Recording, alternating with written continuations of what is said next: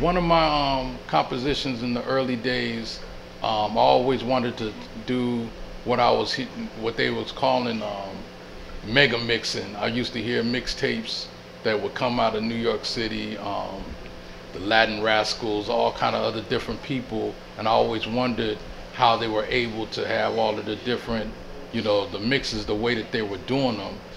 And then once I actually got into a full-blown recording studio, seeing that, it's a 24-track machine, that means that you can use 24 different sounds simultaneously to do your recording. So I figured, okay, if I make a drum track and then I use 3 or 4 of these 24 tracks to do individual sound bites and scratching and this and that on, I could do what it was that I was hearing some of these guys do out of New York.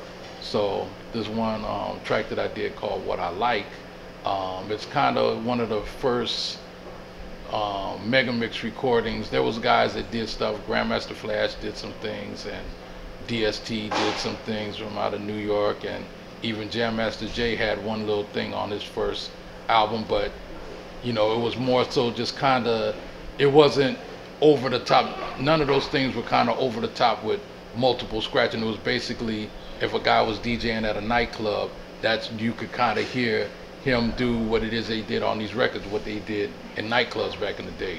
What I was doing with my recordings, a person couldn't do that in a nightclub. It would have took, you would have to be an octopus in order to do it. So, so I would take, different, records, different phrases, different things that were very relevant in underground hip hop, and morph them all together to make, a song within itself. I would, for 8 bars, I would do this, and another, maybe have 3 things grouped up together to where they all coincide with each other, and then the next 12 bars, then these other 3 elements would work in, tandem with each other.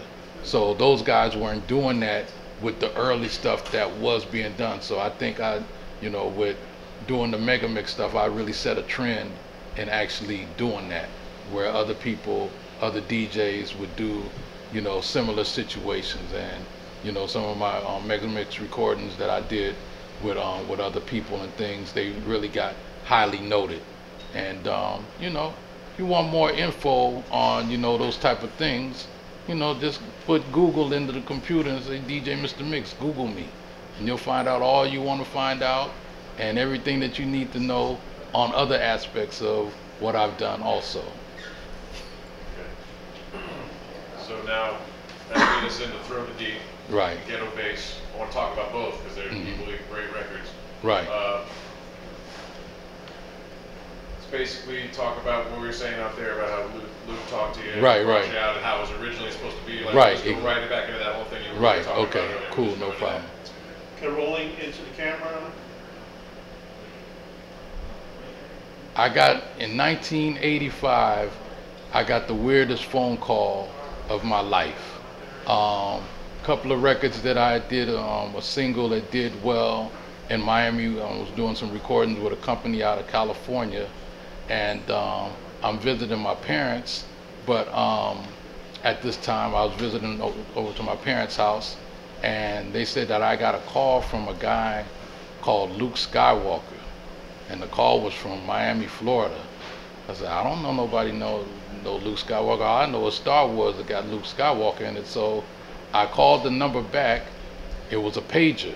At that time, pagers was a major deal. Somebody had a pager in 1984, 85. That was a major thing. So he called me back. He said, yeah, man, my name is Luke. Got people call me Luther Campbell. Other people call me Luke Skywalker. I want to bring you and the guys that you did some music with down to do some shows with us. And I'm not believing what it is that he's saying, because the first records that we did, we never got no feedback. We was green as a pool table and twice as square. We didn't really know anything about music outside of trying to create it. So when he called us, I thought the guy was BSing me. You know what I mean? So he said, how many people are in your situation? I said, well, we got about, we got break dancers, rappers and all that. We got about 8 people. I said, no, I don't want, that many people. Just the initial people that did the recordings that you guys did. So, it was me and 2 other guys. We went down, came to Miami, and he, looked out, for the situation, paid for the plane tickets, hotels, the whole situation. At that time, we were so green, we didn't even know that we were supposed to negotiate um, um, for what the price, what you're going to do the shows for. We was just so happy being in the military, actually going somewhere to go do something and make some. We didn't even know what we were going to make. And he paid us, and we went back home. And then at that time, I was getting out of the military, so I'm looking at this situation as being something that I can just slide right out of the military right into something new. So I asked him, could I come, back and forth, doing little stuff, because he had a teen club that was doing very well. He would bring a lot of New York acts in, whether it was Houdini, LL, Tila Rock, Mantronics, a bunch of underground and popular artists. So I could see that he had a finger hold on something. So one day, as just before I came back to California, I asked him could he be a manager for me, because I really didn't know too much about the business, but I could see he had a leg up on some things, and he said he agreed to to manage the situation.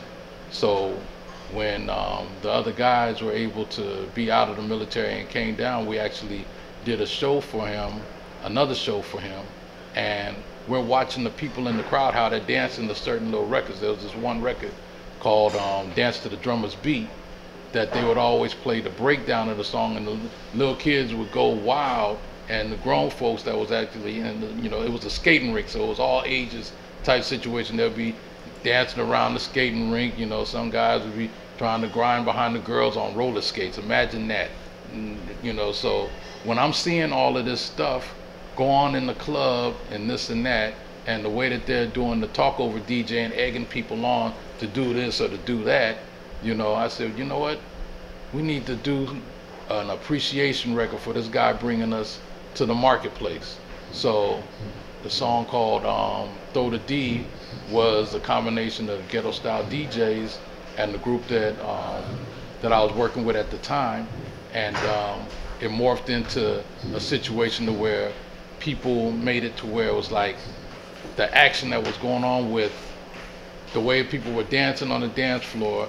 I took that element, took the record that was really the record that they really liked jamming to, and put scratches around it and put the bass around it. So it was like, 4 or 5 elements that everybody already was on the page of, and I just put it in a big old gumbo pot. And that's what, that's kind of what became the blueprint for Miami bass. Using samples, scratches, 808 drum machine. Those were the main elements to make those type of records. There were other guys, some guys in West Palm Beach, other parts of Miami that weren't really up on the sampling part. There were some guys that were DJs, but they weren't doing it to where they could mix the records in well enough to use the samples. So they did their own little renditions of just, drum machines and synthesizers and things like that, and made some very good records out of that. But as far as, the Miami bass blueprint of using samples, scratches, and, comedy phrases, your buddy in front of the camera is the one that put that in place.